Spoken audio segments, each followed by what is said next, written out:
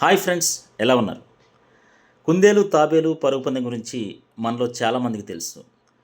కుందేలు లైట్గా తీసుకోవటం వల్ల తాబేలు ఈజీగా నెగ్గేసింది. అయితే ఇక్కడ స్టోరీని కొద్దిగా ఎక్స్టెండ్ చేస్తే నెక్స్ట్ డే కుందేలు వెళ్ళి తాబేలుతోటి మళ్ళీ పరుగు పందెం పెట్టుకుందాం అని అడిగింది.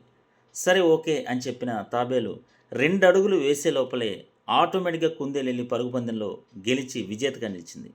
కానీ నెక్స్ట్ డే తాబేలు వెళ్ళి కుందేలుకి సవాల్ చేసింది. ఈసారి కూడా పరుగు పందెం మన ఇద్దరం పెట్టుకుందామని.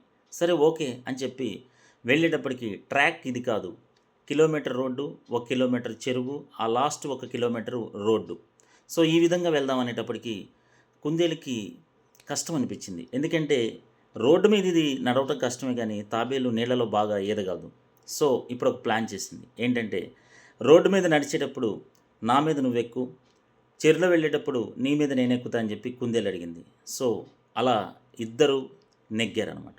సో అదే విన్ విన్ సిచ్యుయేషన్. సో మనం మాత్రమే నెగ్గాలి, వేరే వాళ్ళు ఓడిపోవాలి అనే వాదనల్లో గనక మనం వాదిస్తే చాలా నష్టపోతాం ఫ్రెండ్స్. కాబట్టి వేరే వాళ్ళు నెగ్గాలి, మనము నెగ్గాలి. విన్ విన్ సిచ్యుయేషన్లో మనం వెళ్దాం. ఓకేనా? Thank you so much.